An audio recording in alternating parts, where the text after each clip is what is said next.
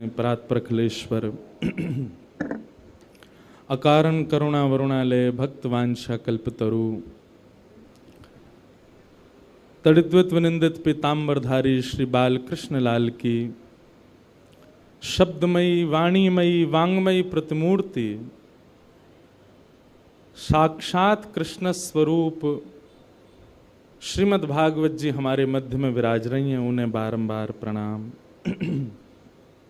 मंच पर विराजमान हरिद्वार से पधारे परम पूज्य महाराज जी एवं अभी अभी हम सबके मध्य पधारे गौ ऋषि स्वामी श्री कृष्णानंद जी महाराज, उनको भी बारंबार प्रणाम। एवं उपस्थित समस्त विप्रवृंद, संगीत सेवा में पधारे समस्त गंधर्वजन, कथा के निमित्त मात्र यजमान और इस कथा के आयोजक बी पराग जी और उनकी धर्म पत्नी और पूरा परिवार, एवं उपस्थित आप सभी श्रोता भाई बंधु मातृशक्ति, बालक मित्र सखा, चंडीगढ़ निवासी, पंजाब निवासी, आसपास के क्षेत्रों से आए आप सब लोगों को बहुत बहुत जय श्री कृष्ण, जय सिया राम, जय श्रीमन नारायण। ठाकुर जी की परम कृपा से हम आप सब लोग श्रीमद् भागवत एवं वृंदावन प्रकट उत्सव मनाने के लिए यहाँ एकत्रित हुए हैं। यह हमारा परम सौभाग्य है। आज प्रथम दिवस है कथा का। आगामी 7 दिनों तक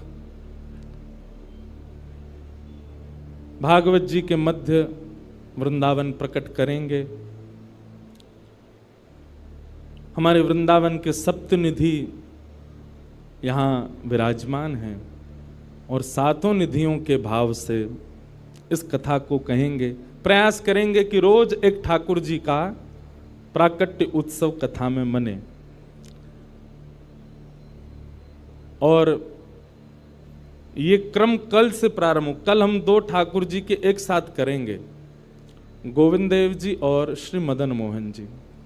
तो भागवत की कथा का क्रम तो चलेगा ही, साथ में वृंदावन प्रकट भी होगा, ऐसा भाव रखेंगे।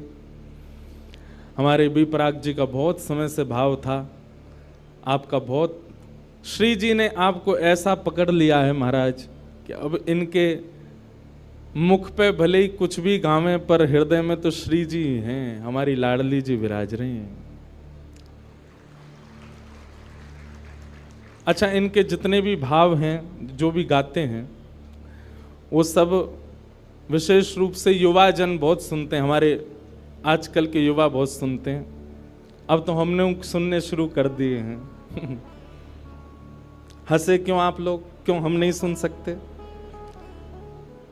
अच्छा, इनके जितने भाव हैं आप ठाकुर जी के सन्मुख लगाओ तो वो सब बैठ जाएंगे वहां पर। तो ठाकुर जी के लिए वो भाव प्रस्तुत हो जाते हैं। हम तो लाल जी के उत्सव में आप आए थे तो मैंने निवेदन किया, मैंने कहा आप कुछ अपने फिल्म वाले भाव भी सुनाओ। और जब आप गा रहे थे तो ऐसे ही लग रहा था कि मानो हम आप जैसे कोई वैष्णवी ठाकुर जी के लिए गा रहे हैं। हे नाथ, वैसे तो आपको कुछ होगा नहीं, आप सदा प्रसन्न रहते हो, आप जगत नियंता जगदाधार हो, पर फिर भी आपको कुछ हो गया तो हम दुनिया जला देंगे, कुछ नहीं बचेगा ठाकुर जी। अच्छा देखो इसमें भाव क्या है, ठाकुर जी को कुछ नहीं होगा, पर हमारे चित्त में जो ठाकुर जी के प्रति भाव है उनको कुछ हो गया तो दुनिया जला देंगे। हमारा प्रेम श्री जी के प्रति दिन प्रति बढ़ता रहे, कभी कम ना हो। हे श्री जी, आप हमारी बात सुन लो। अगर हमारा प्रेम ब्रज के प्रति, वृंदावन के प्रति, आपके प्रति, वैष्णवों के प्रति, ब्रजवासियों के प्रति, यमुना जी के प्रति, रज के प्रति, गोपेश्वर महादेव के प्रति कहीं भी किंचित भी कम हुआ ना किशोरी जी, तो हम दुनिया जला देंगे। इस भाव को ऐसे गा दो, सब कुछ ही मिटा देंगे। तो ऐसे आप लोग भाव सुनते हो उनको आप श्री जी को प्रस्तुत करोगे तो कोई बुराई नहीं है।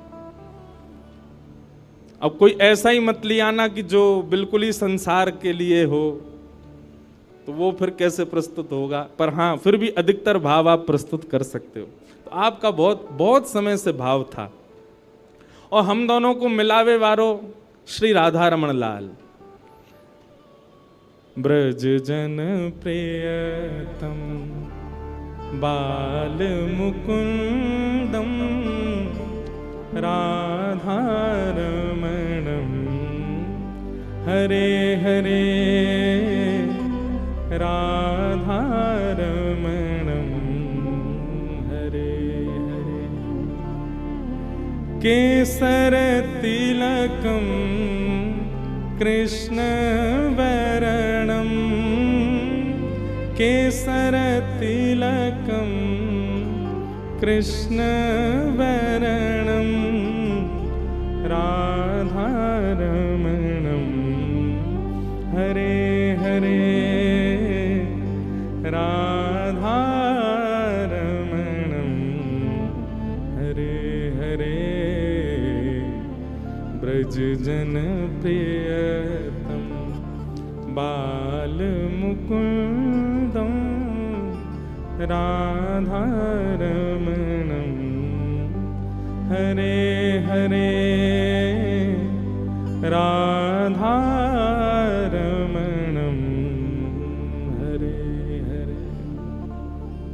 भैया देखो, एक बात मन में आई। व्यक्ति को ठाकुर जी से मिलाने वाले बिचौलिया कौन होते हैं? गुरु जी। गुरु वही जो हरि सो मिलावे। आपको ठाकुर जी का परिचय कौन कराता है? आपको वृंदावन का परिचय कौन कराता है? आपको श्री जी का परिचय कौन कराता है? ब्रज के संत जन, ब्रज के रसिक जन, ब्रज के कथा वक्ता जन। तो बिचौलिया कौन हुआ? कथा वक्ता। कथा वक्ता बिचौलिया होता है। लेकिन भैया भक्त से भक्त को मिलावे में बिचौलिया ठाकुर जी होते हैं। हम दोनों उनको कौन ने मिलवायो? श्री राधा रमण जी ने मिलवायो। और एक बात सुनिएगा, जहां बिचौलिया ठाकुर जी होंगे ना, वो संबंध कभी नहीं टूट सकता। और वो संबंध बहुत पवित्र होता है। इसलिए हम तो संसार में सबसे कहते हैं, अपनी हर कथा में कहते हैं, पत्नी वो श्रेष्ठ मत मानिएगा जो देखने में बहुत सुंदर लगती है। पत्नी उसको श्रेष्ठ मत मानिएगा जो भोजन बहुत अच्छा बनाती है। पत्नी उसको श्रेष्ठ मत मानिएगा जो बहुत पढ़ी लिखी है। पत्नी वो श्रेष्ठ नहीं है जो समाज परिवार सबको संभाल ले। पत्नी वो श्रेष्ठ जो पति को ठाकुर जी की ओर और बढ़ावे, वो श्रेष्ठ। पति वो श्रेष्ठ जो पत्नी को ठाकुर जी की ओर बढ़ावे। बालक वो श्रेष्ठ नहीं जो दुनिया के सारे ऐश्वर्य को कमा के माता पिता के चरणों में रख दें। बालक वो श्रेष्ठ जो प्रहलाद और ध्रुव की तरह ठाकुर जी को घर में प्रकट कर दे। ऐसे ही बंधुओं, मित्र भी वो श्रेष्ठ नहीं जो रात में पार्टियां करवावे, सुबह पता चली हॉस्पिटलाइज्ड हो। ऐसा काय बात का मित्र? मित्र तो वो श्रेष्ठ जो रात में लेके गया, सुबह वृंदावन में मिले। कहां मिले? वृंदावन में पाए। संबंध वो श्रेष्ठ मानिएगा जिसमें बिचौलिया ठाकुर जी हैं, जिसमें बीच में ठाकुर जी हैं।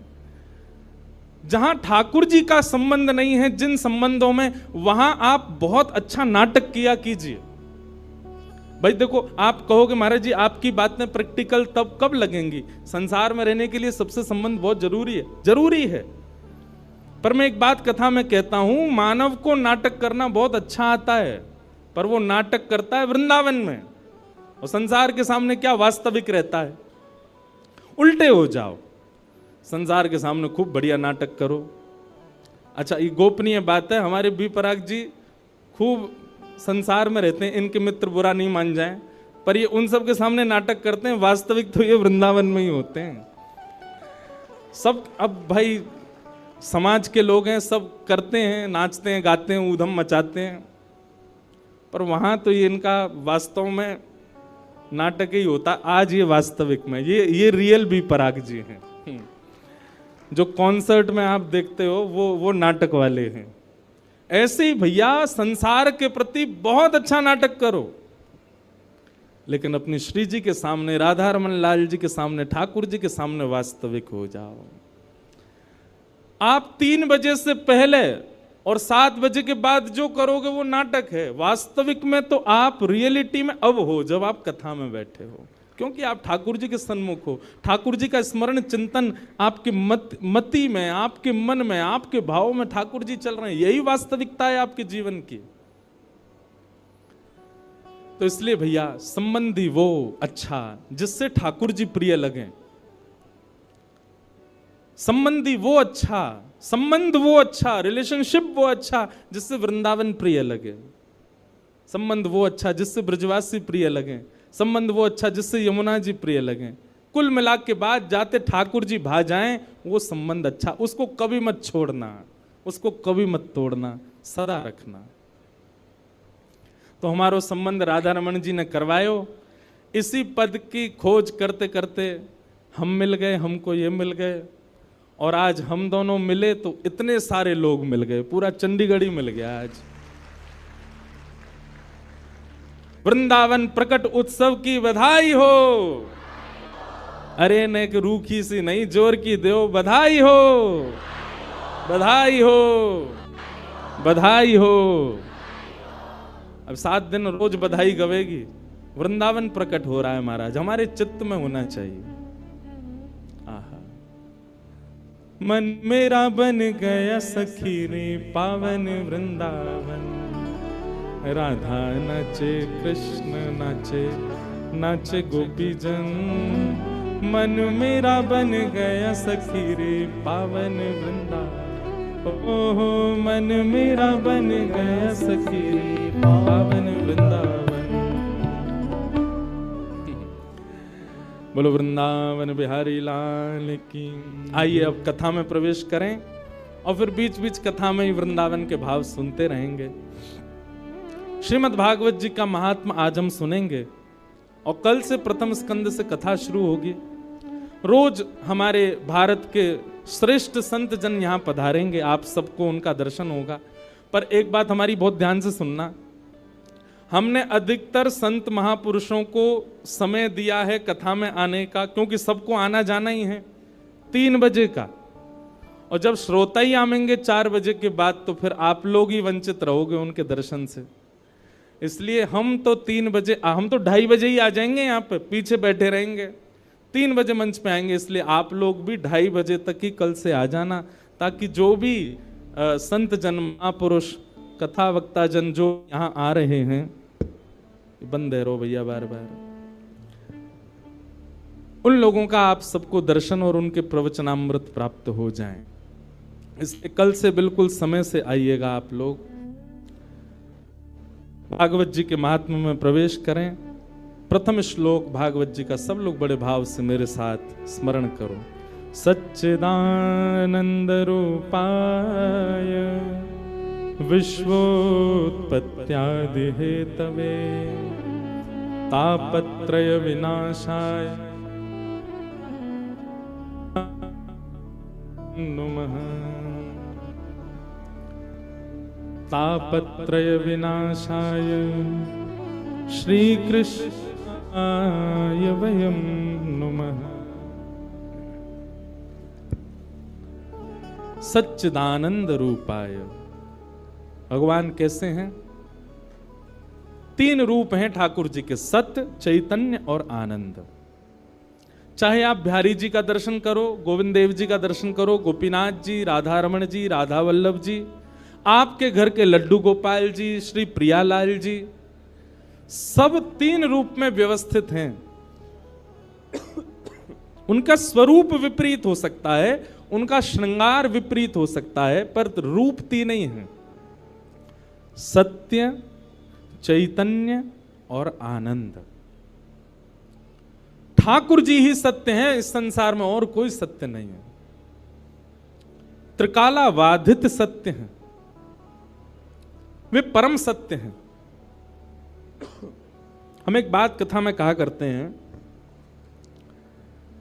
जिस व्यक्ति के सामने झूठ बोलने में आपकी जीव को संकोच होता हो, बहुत ध्यानपूर्वक सुनिएगा, जिस व्यक्ति के सामने झूठ बोलने में आपकी जिह्वा को संकोच होता हो, आप ये विश्वास मान लीजिएगा, या तो वो ठाकुर जी का अंश है या कोई परम भजनानंदी वैष्णव है।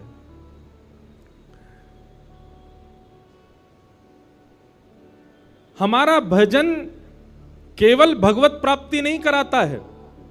आप भजन करते हो, भजन से आपको ठाकुर जी मिल जाएंगे, ये एक बात है, पर दूसरी बात यह भी है कि आप भजन करते हैं तो आप एक ऐसा ऑरा लेकर के चलते हैं कि सामने वाला व्यक्ति आपके उस ऑरे में जब आता है तो असत्य भूल जाता है, वो नहीं बोल पाएगा आपके सामने।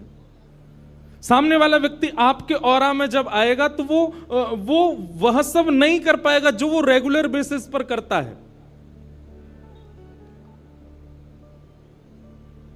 उस व्यक्ति के चित्त में कहीं ना कहीं ठाकुर जी के प्रति प्रेम प्रकट होता है। इसलिए भजन केवल इसलिए नहीं करना है कि हमको ठाकुर जी मिले, भजन इसलिए भी करना है कि वैष्णव जब चलता है, जब घूमता है, जब विचरण करता है, उसके विचरण से ना जाने कितनों का चित्त पवित्र होता है।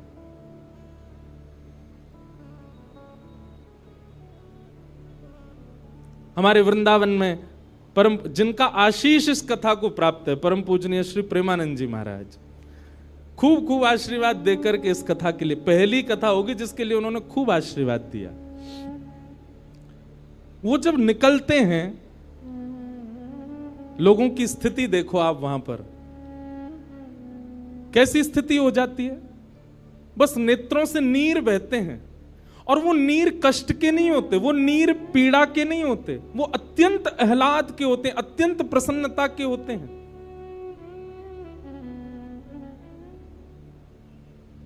कितने लोग घुटने पर बैठ करके अपने विषादों को, अपनी जीवन की समस्त पीड़ाओं को केवल उनके दर्शन मात्र से उनको लगता है कि बस सब नष्ट हो गया। ये आज की बात नहीं है, सदा सर्वदा से हमारे भारत में ऐसे ऐसे लोग जन्म लिए हैं। इस्कॉन के स्थापक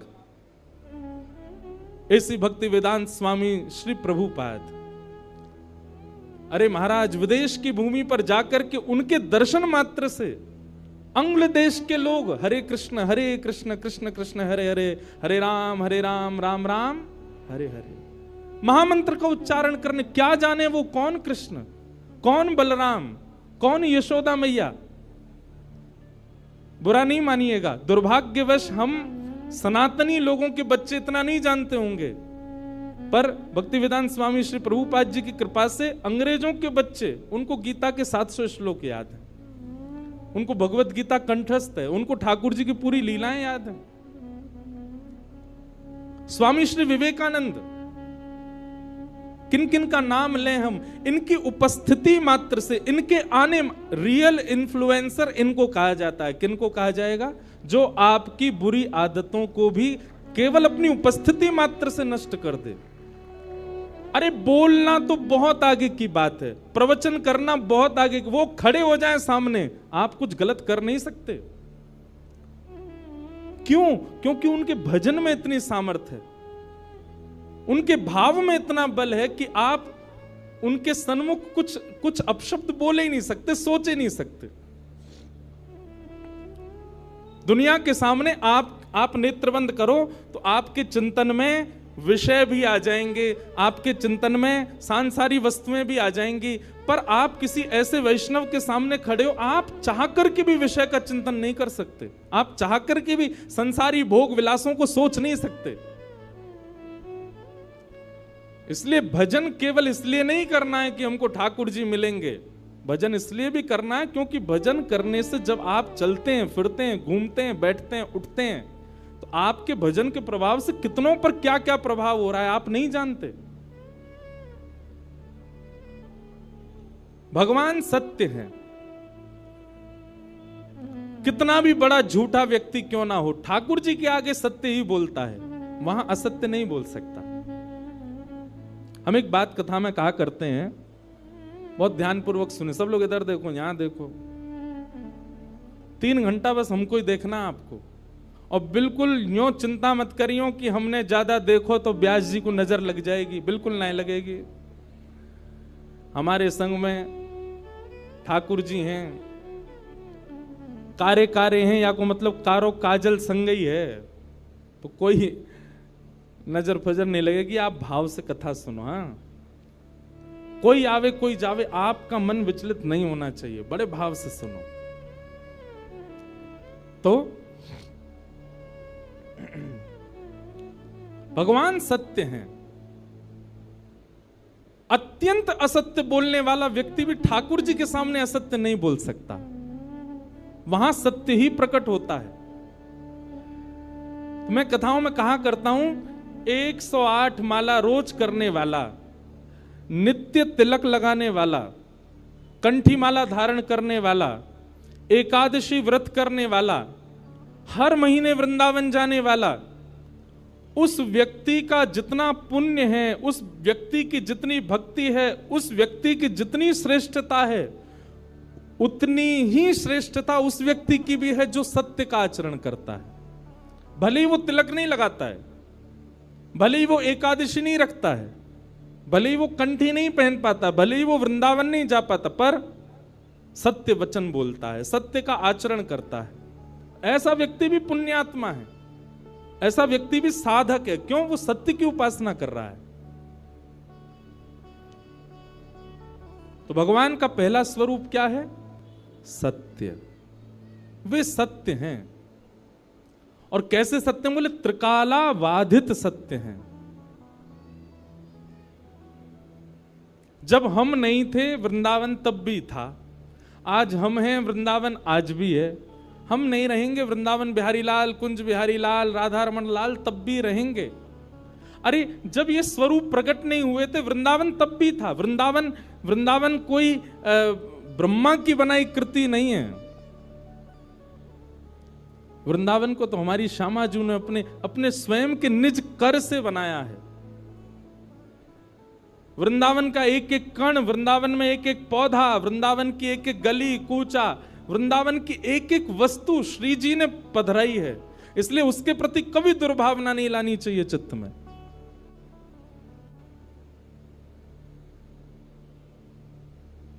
किशोरी जी ने स्पष्ट कर दिया था ठाकुर जी को कि यदि आप हमको अपनी लीला में ले जाना चाहते हो तो 3 वस्तु आपको पृथ्वी पर ले जानी पड़ेंगी।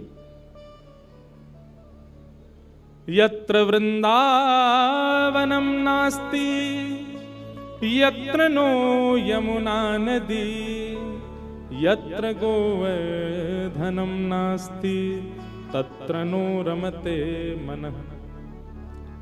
वृंदावन, यमुना जी और श्री गोवर्धन, ये 3 ब्रह्मा ने नहीं बनाए हैं।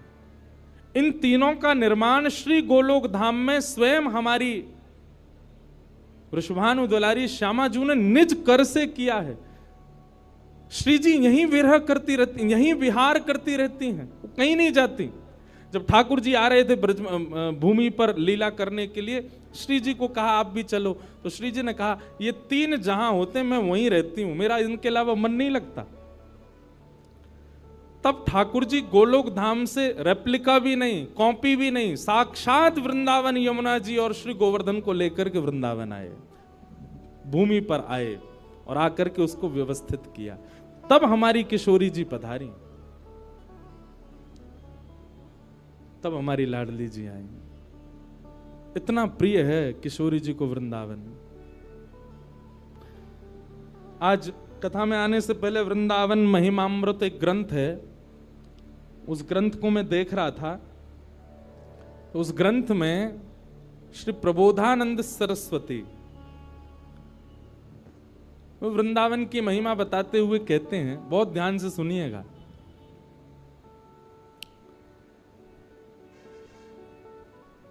इस दुनिया में सबसे बड़ा आश्चर्य क्या है? इस दुनिया में सबसे बड़ा आश्चर्य है भगवान, सबसे बड़े आश्चर्य। और उन आश्चर्य रूपी भगवान ने दुनिया बनाई तो निश्चित है कि दुनिया भी आश्चर्य रूप से भरपूर है। वो 7 वंडर्स नहीं, 7 आश्चर्य नहीं जो लोग देखने जाते हैं, पर दुनिया में हर वस्तु, मैं भी आश्चर्य हूं, आप भी आश्चर्य हो, हम सब आश्चर्य हैं। क्यों? क्योंकि हमको आश्चर्य रूपी भगवान ने बनाया है। आश्चर्य का मतलब समझते हैं ना? आश्चर्य रूपी भगवान ने सृष्टि को बनाया तो निश्चित है कि सृष्टि आश्चर्यजनक है। आश्चर्यजनक भगवान ने आश्चर्यजनक सृष्टि को बनाया, पर ऐसे आश्चर्यजनक भगवान जिनको देख के ब्रह्मा भी आश्चर्यचकित हो जाता है, वह श्री कृष्ण भी वृंदावन को देख करके आश्चर्य में रहते हैं। वह श्री जी भी वृंदावन को देख करके आश्चर्य में रहती हैं। वह सब सखियां भी, बलराम जी भी, ये सब वृंदावन को देख करके आश्चर्य में रहते हैं कि ये कैसा है। श्रीमद् भागवत में केवल वृंदावन के लिए लिखा है, वृंदावनम संप्रविश्य सर्वकाल सुखावम। ठाकुर जी इतने प्रसन्न हुए, जैसे ही वृंदावन आए तो वृंदावन आते ही ठाकुर जी की प्रसन्नता में नेत्रों से अश्रुबिंदु प्रकट हो गए। इतने प्रसन्न हो गए ठाकुर जी।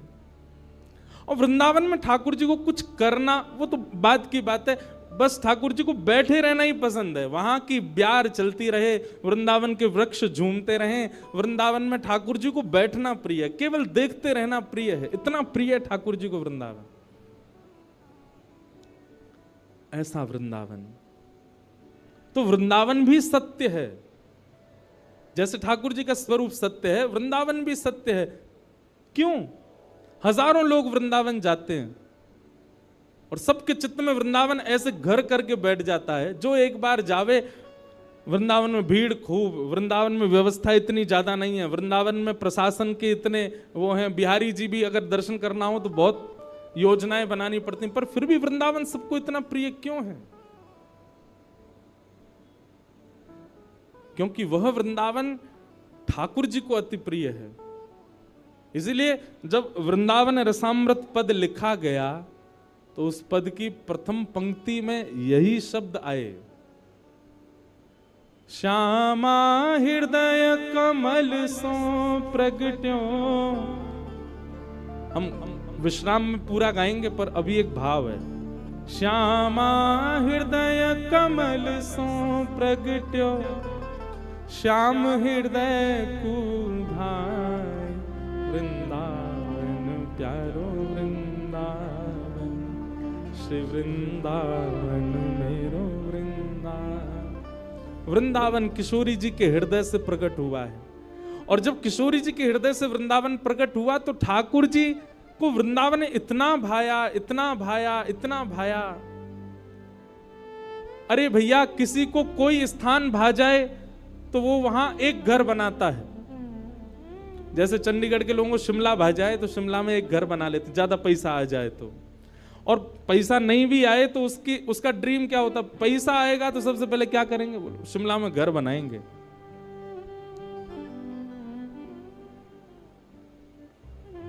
और कौन सी जगह कल जो हम देख रहे थे आपके घर से जो दिखती है, कौन सी जगह है वो है? कसौली, वहां घर बनाएंगे।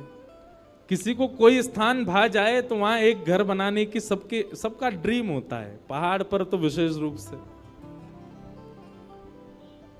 हमारे ठाकुर जी ने वृंदावन में 5000 घर बनाए। कितने? 5000 से ज्यादा मंदिर हैं वृंदावन में। वृंदावन का मतलब आप केवल वही मत समझा कीजिए छठीगरा से लेकर के और यमुना जी तक। संपूर्ण 84 कोस जो है ये पूरा वृंदावन ही है। पर जहां बिहारी जी विराज रहे हैं, राधा वल्लभ जी विराज रहे हैं, राधा रमण जी विराज रहे हैं, यमुना जी बह रही हैं, गोपेश्वर महादेव हैं, ये उस 84 कोस वृंदावन का मध्य है, सेंटर है। बाकी वृंदावन तो पूरा 84 कोस का है। संपूर्ण 84 कोस में 5000 से ज्यादा मंदिर है। मंदिर मतलब ठाकुर जी ने घर बनाए हैं। इतना प्रिय है ठाकुर जी को वृंदावन। और जो ठाकुर वृंदावन से चले भी गए, मदन मोहन जी, गोपीनाथ जी, गोविंद देव जी, वो जहां जाके विराजे वृंदावन वहां प्रकट कर लिया। आप कभी जयपुर जाइए, जयपुर में गोविंद देव जी जाइए, आपको ऐसा लगेगा ही नहीं कि आप राजस्थान में हो, ऐसा लगेगा वृंदावन में ही है। मदन मोहन जी बिहरत निस दिन कुंज गलन में, ब्रज जन मन सुख धाम, मदन मोहन को रूप निरख के, सनातन बलि बलि जाए, वृंदावन प्यारो मदन मोहन जी, सनातन गोस्वामी ने इनको प्रकट किया। मदन मोहन जी भी पहले जयपुर में ही विराजते थे। गोपीनाथ जी, गोविंद देव जी और श्री मदन मोहन जी तीनों जयपुर में ही थे। बहुत ध्यान से सुनिए सब लोग। तो जयपुर के राजा की पुत्री मदन मोहन जी की सेवा करती थी। मदन मोहन जी कोई लाड़ लड़ाती, पूरे दिन उन्हीं को सजाती रहती, उन्हीं का श्रृंगार करती, सेवा करती। राजा स्वयं गोविंद देव जी की सेवा करते और उनकी जो पत्नी थी वो गोपीनाथ जी, मतलब पूरा परिवार ही तीनों ठाकुर की सेवा करते थे। अलग अलग भवन में, अलग अलग महलों में ठाकुर जी विराजते थे। तो राजा की पुत्री का विवाह हुआ करौली राजस्थान में, जहां मदन मोहन जी अभी विराजते हैं। तो राजा की पुत्री का जब विवाह हुआ तो पुत्री से राजा ने कहा, बिटिया ये बताओ तुम्हारा विवाह है, तुमको हम दहेज में क्या दें? वैसे तो हमने सब दिया, लेकिन फिर भी तुम्हारी कोई इच्छा हो तो मांगो। उसने कहा, पिताजी मुझे सबसे ज्यादा प्रेम श्री मदन मोहन जी से है। आप माता जी और पूरा परिवार गोविंद देव जी, गोपीनाथ जी की सेवा किया करो। मदन मोहन जी को मैं ले जाऊं अपने साथ, अपने ससुराल में इनकी सेवा करूंगी। बड़ी अच्छी कथा है, ध्यान से सुनना। राजा रोने लगा, अपनी पुत्री के चरणों में सर झुका के बोला, मुझे क्षमा कर दे पुत्री, तू जो मांगेगी सो दूंगा, पर ये मेरे हृदय हैं, मैं इनको नहीं दे सकता। मैं वृंदावन से मुगलों से बचा करके इनको लेके आया हूं। वैसे तो ठाकुर जी को बचने की कोई आवश्यकता, ठाकुर जी कृपा करके आए हैं जयपुर में राजा के ऊपर, पर इनको देख करके मेरे प्राण बचते हैं। तू जो मांगेगी सो दे दूंगा। पर मदन मोहन जी बोले, पिताजी गोविंद देव जी, गोपीनाथ जी हैं ना आपके पास में, मदन एक ठाकुर जी मुझको दे दो।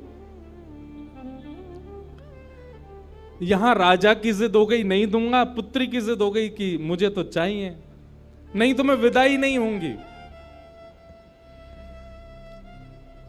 राजा की पत्नी ने भी कहा, अब इतनी कह रही है तो आप दे दीजिए ना, हमारे पास 2 ठाकुर हैं, इनकी सेवा हम करेंगे विस्तार से। और वैसे भी मदन मोहन जी की पूरी सेवा बचपन से उसने ही की है।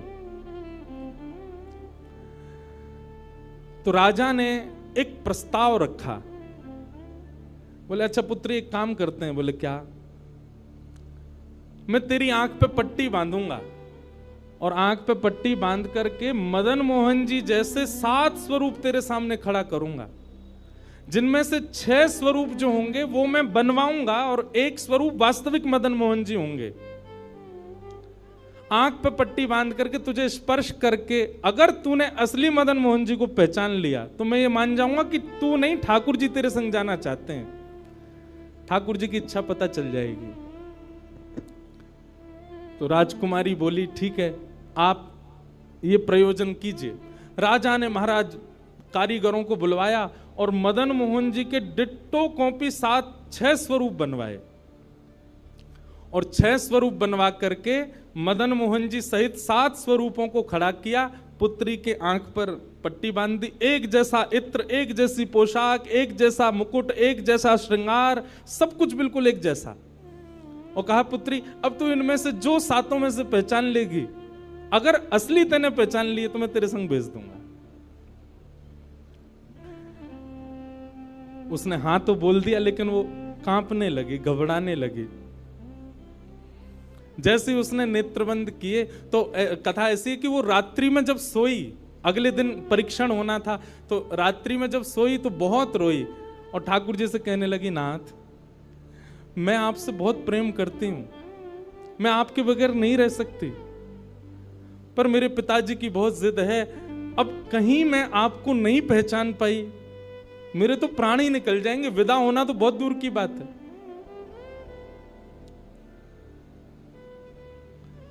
रुदन करते करते करते करते, बंधुओं एक मेरी बात बहुत ध्यान से सुनिएगा, कभी ठाकुर जी के विरह में यदि आपके अश्रु नहीं आए हैं ना, तो अभी आप भक्ति के भाव से बहुत दूर हो। आपको वृंदावन जाना अच्छा लगता है, वृंदावन में घूमना अच्छा लगता है, राधा राधा नाम ध्वनि पर झूमना अच्छा लगता है, कथाएं, प्रवचन, सत्संग बढ़िया लगते हैं। ये सब एक प्रथम सोपान, प्रथम सीढ़ी है। पर प्रमुख सीढ़ी तो भजन मार्ग या भक्ति पथ की विरह है। अगर वो आपके चित्त में कभी ठाकुर जी के लिए नहीं आया है तो अभी आप बहुत पीछे छूटे हुए हो। रात भर रोती रही और रुदन करते करते, नाथ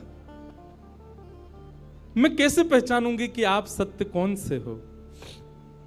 मदन मोहन जी उसके स्वप्न में आ गए और स्वप्न में आकर के बोले, तू चिंता मत करे, तेरो ही मन ना है मोह ले जावे को, मेरो भी मन है रो तेरे संग जावे को। अरे जे सब मेरी सेवा तो करें पर तेरी जैसी सेवा तो कोई करेगा ना, मेरो भी बड़ो मन है तेरे संग चलवे को। तो उसने कहा, तो नाथ कुछ कृपा तो करो। बोले हाँ मैं एक काम करूंगा। बोले कहा, तू सबरे स्वरूपन को जब स्पर्श करेगी ना तो असली मदन मोहन जो मैं हूं, तू मेरे हाथन को स्पर्श करियो। तो हाथ कैसे? ऐसे। ठाकुर जी त्रिभंग लली ठाकुर जी हैं। तो ठाकुर जी बोले तू मेरे हाथन को स्पर्श करियो तो जितने मेरे अन्य स्वरूप हैं 6 वो तो ऐसे ही रहेंगे, लेकिन जैसे ही तू वास्तविक मेरे सामने आवेगी सो मैं अपनी इकन्नी उंगली उठा दूंगा, अपनी कोने वाली उंगली उठा दूंगा।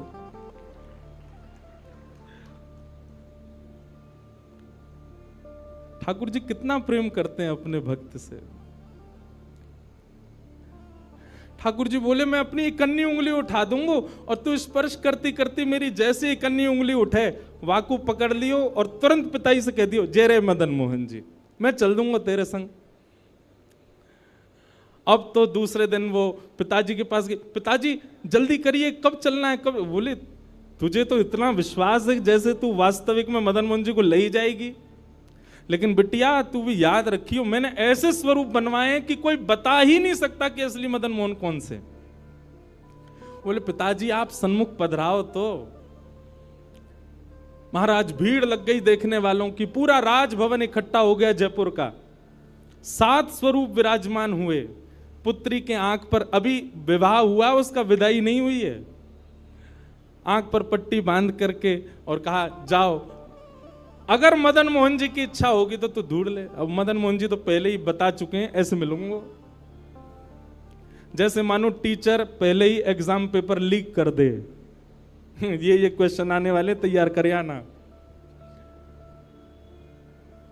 उसने जाकर के जैसे स्वरूप स्पर्श करने प्रारंभ किए, पहला बोले ये नहीं है, दूसरा स्पर्श किया ये भी नहीं है।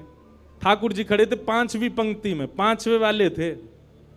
तीसरे स्पर्श किए, बोले ये भी नहीं है। चौथे किए, बोले ये भी नहीं है। जैसे ही 5वें का स्पर्श किया और मुखमंडल का स्पर्श किया, गले का स्पर्श किया, वक्ष का स्पर्श कर, जैसे ही ठाकुर जी की भुजा पकड़ी सो ही ठाकुर जी ने अपनी कन्नी उंगली हिला दी और जैसे ही कन्नी उंगली हिलाई उसने तो, पिताजी यही है मदन मोहन जी। आहा, राजा के तो नेत्रों से आंसू गिर गए, चरणों में गिर गए, उठ करके अपनी बिटिया को गले से लगा लिया, कान में बोले बोले मैंने कन्नी उंगली हिलते हुए देख ली मुझे ये बात पता चल गई है कि भैया तेरी जिद नहीं है इनको ले जाने की, इनकी भी जिद है तेरे संग जाने की। और महाराज गाजे बाजे रथ में आरूढ़ करके श्री मदन मोहन लाल जी करौली राजस्थान को प्रस्थान किए। बोलो मदन मोहन लाल की। बिहरत निस दिन कुंज गलन में ब्रज जन मन सुख धाम, मदन मोहन को रूप निरख के, मदन मोहन को रूप निरख सनातन बल बल जाए, वृंदावन प्यारो वृंदावन, श्री वृंदावन मेरो। ये भैया ऐसे ही भजन नहीं बना है, ये ऐसे ही आपके झूमने के लिए कीर्तन नहीं, ये पूरा वृंदावन समाविष्ट करवा दिया हमारे गिरधर लाल जी ने एक ही पद में। पूरा वृंदावन विराज रहा है। ठाकुर जी जड़ नहीं है। दूसरा स्वरूप क्या है ठाकुर जी का? चैतन्य। कौन है ठाकुर जी? चैतन्य। कई लोग पूछते हैं महाराज जी सेवा का कोई प्रकल्प बताओ, सेवा का कोई भाव बताओ, सेवा कैसे करनी चाहिए, सेवा में क्या होना चाहिए क्या नहीं होना चाहिए। हमारी एक बात सब लोग सुन लीजिए, यहां लगभग सब सेवा वाले ही बैठे हैं। आप ठाकुर जी के प्रति चैतन्य भाव अपने हृदय में प्रगाढ़ कर लो। चैतन्य भाव प्रगाढ़ मतलब ये कोई पाषाण नहीं है, ये कोई प्रतिमा नहीं है, ये कोई धातु नहीं है, साक्षात वृंदावन चंद मेरे घर पर विराज रहे हैं। ये विश्वास आप अपने चित्त में प्रगाढ़ कर लीजिए। बस आपके जिस दिन ये विश्वास प्रगाढ़ हो गया, अपने आप आपको सेवा सीखनी, किसी से पूछनी नहीं, अपने आप करने लग जाओगे। अरे मां को नहीं बताना पड़ता पुत्र की सेवा कैसे होती है, पत्नी को नहीं सिखाना पड़ता पति को कैसे पूछना है। सारे संबंध हम अपने आप सीख लेते हैं। तो ठाकुर जी से जो हमारा प्रेम भाव है, उसके लिए हमको पूछना क्यों पड़ता है कि कैसे करें, भोग कैसे लगाएं, सुलाएं कैसे, ये कैसे करें। शास्त्रीय बात पीछे है, पहले आप प्रेम भाव में तो आओ। ठाकुर जी अपने आप सिखा देंगे अपनी सेवा कैसे करनी।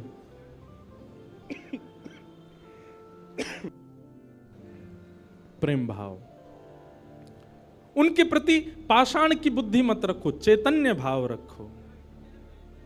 जैसे आपके चित्त में चैतन्य भाव आया कि ये तो चलते फिरते उठते बैठते सब करते हैं, केवल मेरे सामने ऐसे खड़े हो जाते हैं मूर्तिमंत होकर के। मानो ये ठाकुर जी मुझसे कह रहे हैं कि तू अपनो इतनो प्रेम मोह को प्रदान कर कि मैं चलन लगूं, मैं फिरन लगूं। सब लोग एक बात याद रखिएगा, जिसके भी घर में ठाकुर जी की सेवा है, ठाकुर जी हमको चैलेंज करते हैं, अगर तो में सामर्थ्य हो तो अपनी भक्ति से, अपने भाव से, अपने समस्त प्रयासों से तू मोए चलवा के दिखा दे, तू मुंह बुलवा के दिखा दे।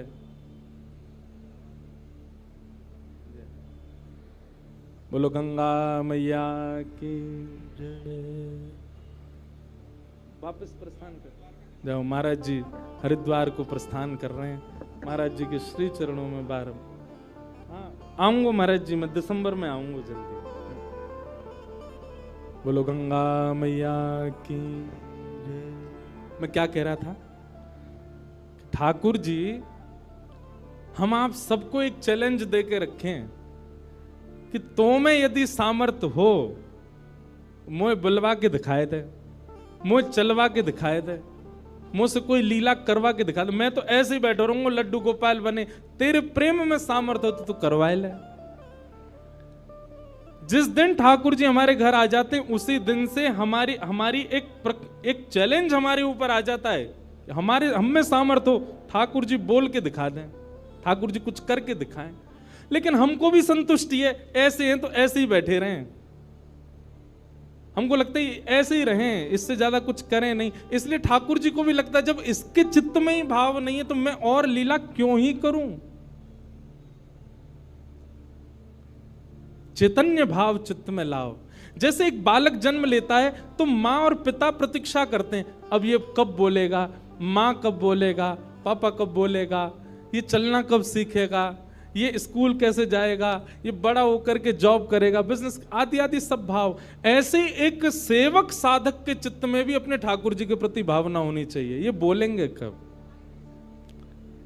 हम एक बधाई गाते हैं ना नंदोत्सव में, उस बधाई में एक पंक्ति गाते हैं, धन्य घड़ी जब होए यशोदा मैया कह के बोले, नूपुर बांध दो चरणन में घुट मन डोले, नूपुर बांध दो चरणन में घुट मन डोले, पकड़े बाबा की उंगरिया तेरो ललना, जुग जुग जीवेरी यशोदा मैया